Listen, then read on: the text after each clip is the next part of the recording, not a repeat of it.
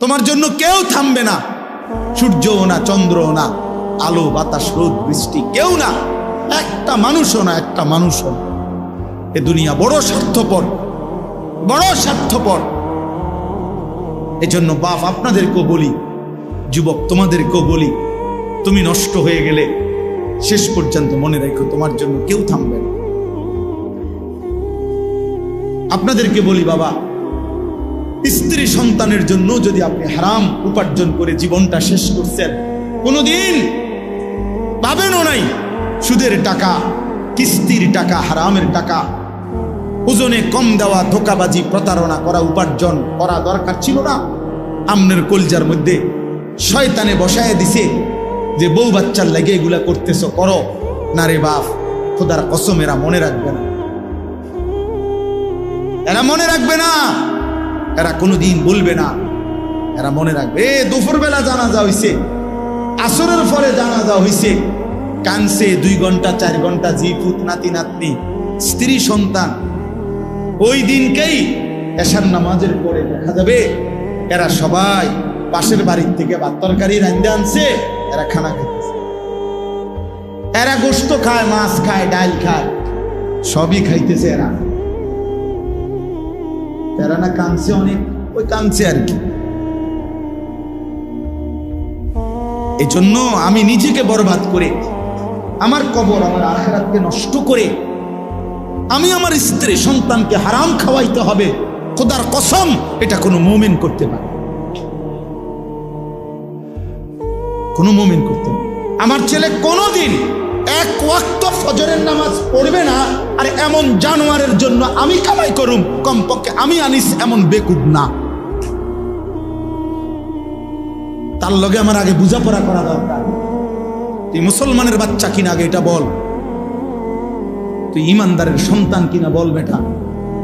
যদি তুই মুসলমানের বাচ্চা হস, আমি তোর জন্য মাথার ঘাম পায়ে ফেলে কামাই করমু, আমার এই কষ্টের উপার্জনের কিনা ফ্যান, খাট, পালং, সোফা, ফার্নিচার, বাজার সদাই, আর তুই বেঈমান সারা রাত মোবাইলে নারী দেখবি, ছবি দেখবি, কোনোদিন ফজরের নামাজ পড়বি না, এমন জানোয়ারের জন্যই আমি কামাই করলাম না।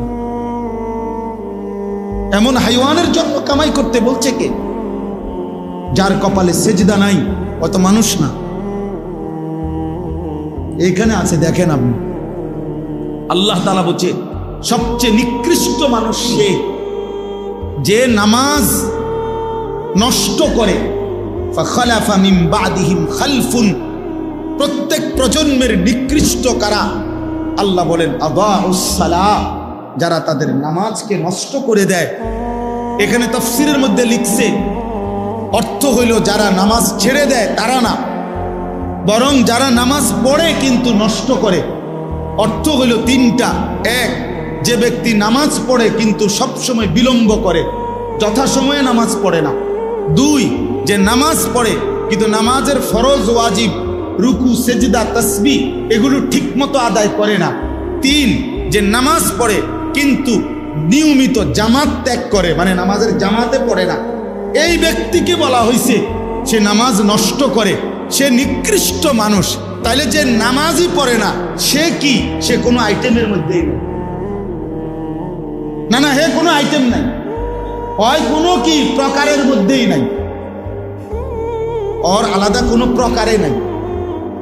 বেনামাজির কোনো পরিচয়ই নাই, বেনামাজি কোনো মানুষের কাতারে না, বেনামাজি কোনো ইনসানে না, বেনামাজি কাল আনআম, চতুষ্প জন্তুর মতো, অথবা তার চাইতে নিকৃষ্ট। উপরে উঠার কোনো সুযোগ নেই, গরুর চাইতে উপরে যাইতে পারবে না সে, ছাগলের চাইতে উপরে কোনো মর্যাদা তার নাই, কুকুর বিড়ালের চাইতে বড় কোনো মর্যাদা তার নাই। আর যদি বেশি নামাইতে হয় তা এর চাইতে নামাইতে হবে, উপরের দিকে যাই। হ্যাঁ, এই জন্য বাপ, তোমরা ছেলেরা আলাদাভাবে তোমরাও ভাবা দরকার। আর অভিভাবক যে কয়জন আছেন সামনে, আপনাদেরও ভাবা দরকার আপনার জীবনের উপার্জন কি। ভাত মিললে মিলবে, পানি মিললে মিলবে, সেটা আপনার মর্জি, দিলে দিবেন, না দিলে না দিবেন, খাওয়াইলে খাওয়াইবেন, পান করাইলে করাইবেন। তো রব্বানা লিউকিমুস সালাহ, তারা যেন নামাজ আদায় করে। নামাজ আদায় করে। এক সন্তানের জন্য বাবার প্রথম চাওয়া তার নামাজ, এক স্ত্রীর জন্য স্বামীর প্রথম চাওয়া নামাজ, এক মেয়ের জন্য বাবা মার প্রথম চাওয়া তার নামাজ, তার সিজদা, তার পর্দা, তার আখিরা। কারণ আমরা মুসলমান, আমরা বেঈমান না, আমরা দুনিয়াদার না, আমাদের গন্তব্য আখিরাত। আজ যদি আমরা মুসলমান ভুলে যাই আখিরাত, তো আখিরাত মনে রাখবে কে? হিন্দু বৌদ্ধরা, ইহুদি খ্রিস্টানরা? ওরা তো বুঝেই না কিছু। আল্লাহ তো কোরআনে বারবার বলছে ওরা বোকা, আহম্মক, লা ইয়াকিলুন, লা ইয়াফকাহুন।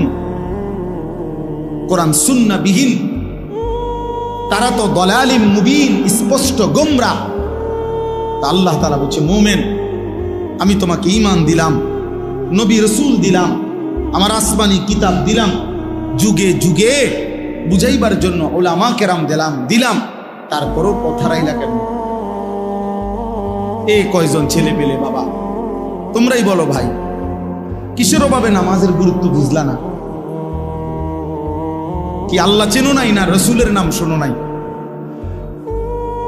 নাকি কোনো আলেমের মুখে কোনোদিন শোনো নাই, না কোরআন শরীফ কোনোদিন দেখো নাই, নাকি কোনো মসজিদ দেখো নাই জীবনে কোনোদিন, নাকি কোনো আজান শোনো নাই কোনোদিন? কিসের অভাবে হারায় গেলা যারা নামাজ পড়ো না? বাপ, একটা যুক্তি তো থাকবে, হুজুর আমি এমন মরুভূমিতে ছিলাম যেখানে কোনো মানুষ ছিল না, যার কারণে আমি আল্লাহ চিনি নাই, আখেরাত চিনি নাই। আমি এমন পাহাড়ের গভীরে ছিলাম, আমি এমন সাগরের তলদেশে ছিলাম যেখানে কোনোদিন আজান শুনি নাই, যেখানে কোনোদিন কারো কাছ থেকে আল্লাহর পরিচয় শুনি নাই। চারিদিকে এত মসজিদ, এত মাদ্রাসা, এত উলামা, এত টুপি, এত আজান, তারপরেও তোমরা যারা বাবা দিনের পর দিন নামাজ পড়ো না, কিসের অভাবে? কি যুক্তিতে? আল্লাহর সাথে বোঝাপড়াটা কি হবে? রাসূলুল্লাহ সাল্লাল্লাহু আলাইহি সাল্লামের সুপারিশ কেমনে হবে? কেমনে হবে? আল্লাহর নবী সাল্লাল্লাহু আলাইহি সাল্লাম বলেন, বেঈমানের সাথে ইমানদারের যুক্তি, আল্লাহর নবী বলছে আসসালাহ, নবীজি বলছেন আল আহাদ, চুক্তি। মানে আল্লাহ তাআলার নবী বলছে আমরা যেন বেঈমানের সাথে এই কথার ওয়াদা করে নিছি, চুক্তি করে নিছি, তুই আল্লাহকে সেজদা দিবি না, আমি ওয়াদা দিলাম, আমি তোর সাথে চুক্তি করলাম, আমি মৃত্যু পর্যন্ত আমার আল্লাহকে সেজদা। এটা হলো মুমিন আর কাফেরের চুক্তি। অর্থাৎ তুই সেজদা দিবি না, আমি দেব। আল্লাহর নবী বলছেন ফারকু বাইনানা ওয়া বাইনাল কুফরি ওয়াশ শিরক, আমাদের ইমানদারের মাঝে আর মুশরিক কাফেরের মাঝে পার্থক্য আসসালাহ, নামাজ। নামাজ, ইমানদার সেজদা দেয়, নামাজ পড়ে, মুশরিক বেঈমান নামাজ পড়েন। নবীজি সাল্লাল্লাহু আলাইহি সাল্লাম বলছে মান তারাকা সালাতাম মুতাআম্মিদান ফাকাদ কাফারা, যে ইচ্ছে করে নামাজ ছেড়ে দিল সে কুফরি করল। খোদার কসম বাপ, তো রাসূলুল্লাহ সাল্লাল্লাহু আলাইহি সাল্লামের হাদিস। তুমি যদি দুই চার শব্দ পড়ালেখা করে কিছু বুঝো, আমরা তো পড়ালেখা করছি, আমরা বেকুব দেখে নি নামাজ পড়ি, আমরা বোকা দেখে নি হালাল খাইতে চেষ্টা করি। আহম্মক না, পড়ালেখা নাই আমগো, আমার তো সার্টিফিকেট আছে অনেকটি। কয়টা সার্টিফিকেট লাগবে? হ্যাঁ, এক পলিথিন সার্টিফিকেট হইব। ওই যে সারা বাংলাদেশে ফার্স্ট হয়েছে আলহামদুলিল্লাহ, সারা বাংলাদেশে 1998 সালে সমগ্র বাংলাদেশে 1 নম্বর হয়েছে। আমার অনেক সার্টিফিকেট আছে, এটি কই আছে কইতে পারি না, না তুই রাখছি। অর্থ হইল তার বোকা না, সেজদাওয়ালা কি বোকা চাচা? ওরা কি ভাবছে, ওরা কি ভাবছে? শয়তান দুশ্মন ওদেরকে একটা চুলের মধ্যে লাগায় রাখছে, যে সারাদিন চুল ফিরাইবা এইভাবে, এতে সালাম এদের একটা কাম দিছে, শুধু চুলেটারে ফিরাইবা, চুলের উপরে 3 মাসের ডিজাইন বদলাইবা, চুলের উপরে কমপক্ষে 500 টাকা চুলের সেলুনে খরচ করবা। কারণ একেবারে স্পষ্ট কথা মনে রাখবেন, ছেলে বাবা মনে রাখো, চুলের উপরে ব্যস্ত থাকা, চুল নিয়ে, চুলের সৌন্দর্য, চুলের মধ্যে রূপচর্চা, চুল নিয়ে ব্যস্ত থাকা, এটা নারীর স্বভাব। এই জন্য এই পৃথিবীতে নারীর চুলের জন্য হাজারো আইটেমের তেল প্রসাধনী আছে। নারীর সৌন্দর্য তার চুলে, এজন্য নারী তার চুল সুন্দর রাখা, লম্বা করা, চুলের উপরে, সৌন্দর্যের উপরে বহু ফিকির করে। এজন্য যেই সমস্ত ছেলে এই চুল নিয়ে ব্যস্ত, তোর মধ্যে মূলত পৌরুষ নাই, নারীর স্বভাব তোর উপরে গালেব, এই জন্য তোর মধ্যে এই মানসিক। পুরুষ যেটারে বলে ওটা তুই হারায় ফেলছ। যারা তাদের মনের চাহিদার অনুসরণ করে, এই প্রিয় যুবক কিশোর বাবা, বুঝতে শেখো বাপ, নিজের হাতে নিজেরে তুলে নিও না বাবা। এই পৃথিবীতে মানুষের বাচ্চার, গরু ছাগলের বাচ্চা এক না। গরু ছাগলের বাচ্চা এটা নিজের মতো চললে কোনো অসুবিধা হয় না, যার কারণে 2 বাজার পরে গাবি বিক্রি করে দেয়, বাচ্চা এমনি বড় হয়ে যায়। বাছুর অসুবিধা হয় না, কারণ দুধ খানার মাসালা, ঘাস খানার মাসালা, আর তেমন কিছু নাই। কিছু দুধ খাবে আর ঘাস টাস খাবে, দৌড়াদৌড়ি করবে। এই গাভীর বাচ্চার এর দূরে মূল বিষয়। কিন্তু মুসলমানের বাচ্চা, মানুষের বাচ্চা এটা না ভাইয়া। মানুষের বাচ্চার ইমান, ইসলাম, আখলাক, লেনদেন, আদব, আচরণ সব কিছু সুন্দর করা, ওই আলোকে জীবন গড়া, কবর ঠিক রাখা, হাসরের ময়দান আখেরাত ঠিক করা, এটা পুরা একটা জিম্মাদারি। এই জন্য আল্লাহ তাআলা একটা বাচ্চাকে লাওয়ারিশ দেয় নাই। মাথার উপরে তার মা, বাবা, দাদা, দাদি, নানা, নানি, বড় ভাই, বড় বোন, চাচা, মামা, ফুফা, খালু, এত অভিভাবক দিয়ে আল্লাহ তাআলা তার মাথার উপরে রাখছেন যেন সে উত্তম আখলাক নিয়ে জিন্দেগি গঠন করতে পারে। এটা লাওয়ারিশ না, লাওয়ারিশ না। এজন্য প্রিয় ভাই আমার, আল্লাহ বলছে ওয়াত্তাবাউশ শাহওয়াত, যে তার মনের চাহিদার অনুসরণ করে, তার মনে যা চায় তা। কিসের আল্লাহ, কিসের রসুল, কিসের কোরআন, কিসের কিতাব?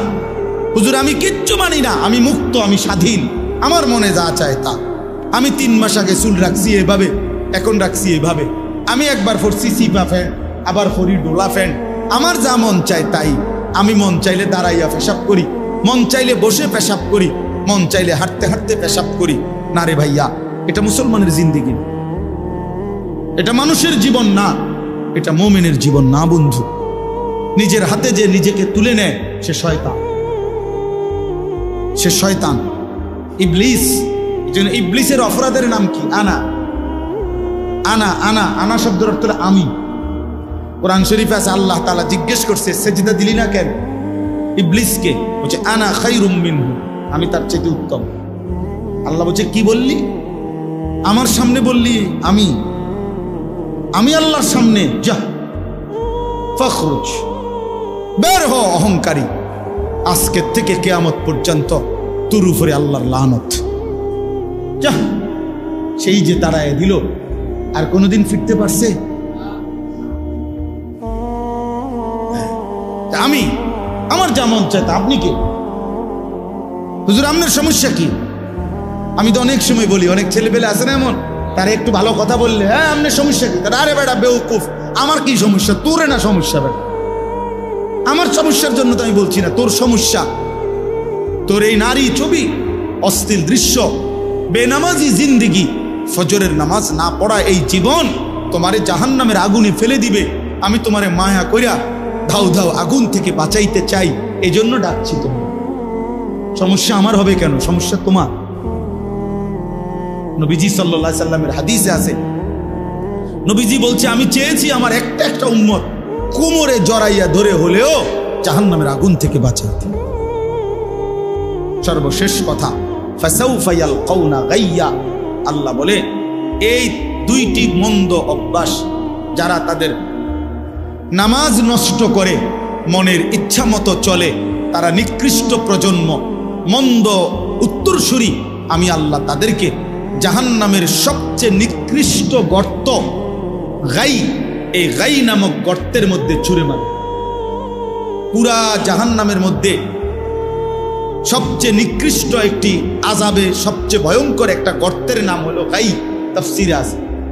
আশ্চর্য কথা হলো, নবীজি বলছে এই জাহান্নামের ওই গুহাটা এতটা ভয়ঙ্কর, জাহান্নামের বাকি অংশ আল্লাহর কাছে পানাহ চায় যে আল্লাহ, আমি জাহান্নামকেও ওই গর্তে ফেলিয়ে দেব।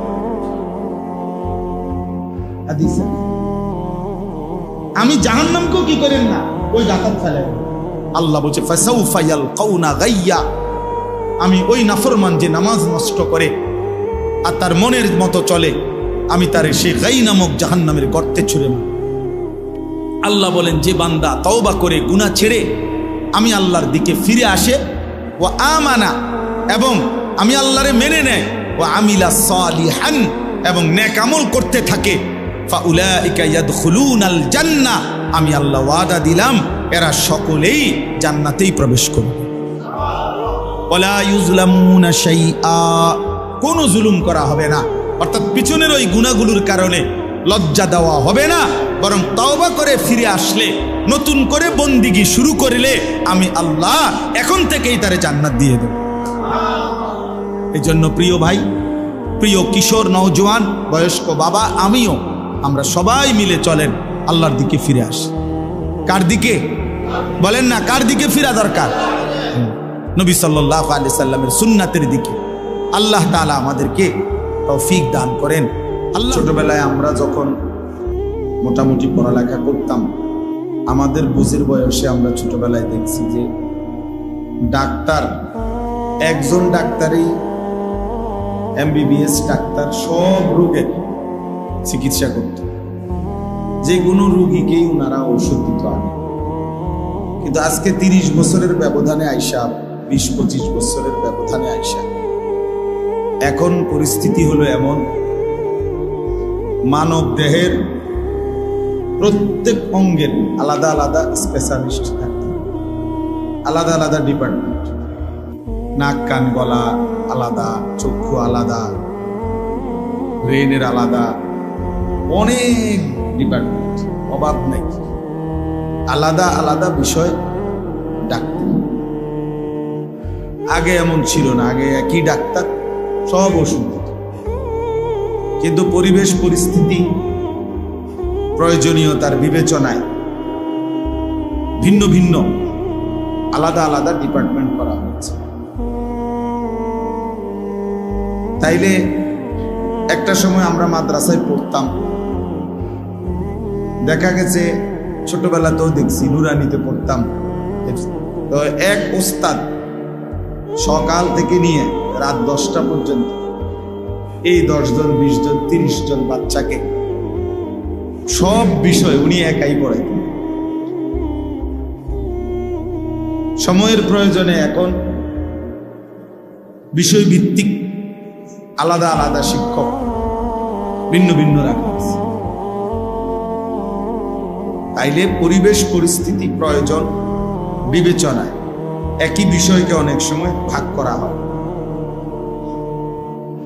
কাজটা যেন বেশি হয়, প্রয়োজন যেন বেশি পূরণ হয়। আমাদের দেশে আলহামদুলিল্লাহ একটা সময় এলাকা 10 গ্রাম 5 গ্রাম মিলে ওয়াজ মাহফিল একটা বা দুইটাই হইত। 10 গ্রামে দেখা গেছে 5 গ্রাম মিল্লা একটা মাহফিল। আমি এমন একটা মাহফিলেও গেছি, একবার 2-3 বারই গেছি ওইখানে, কিশোরগঞ্জের দিকে। ওনারা বলছে যে হুজুর, আমরা আশেপাশের মোট 10 উপজেলা মিলে এই একটা মাহফিলের আয়োজন, 10 গ্রাম না, 10টা উপজেলার লোক একসাথে হয়ে বিশাল মাহফিল। তাহলে এক সময় এমনটা ছিল। সময়ের প্রয়োজনে এখন এলাকা ভিত্তিক, মহল্লা ভিত্তিক বিভিন্ন প্রয়োজনে আলহামদুলিল্লাহ এখন অনেক মাহফিল আগের চাইতে 10 গুণ বেড়ে গেছে। প্রতিটা মসজিদওয়ালা মনে করে ওনাদের মসজিদের জন্য একটা বাৎসরিক মাহফিল করা দরকার, মাদ্রাসাওয়ালা মনে করে মাদ্রাসার জন্য একটা বাৎসরিক মাহফিল দরকার। কবরস্থানওয়ালারা আমি মনে করে কবরবাসীদের রুহের মাগফিরাতের জন্য একটা মাহফিল করা দরকার। এরকম অনেকভাবে প্রবাসীরা মনে করে যে আমরা প্রবাসীদের উদ্যোগে একটা মাহফিল হওয়া দরকার।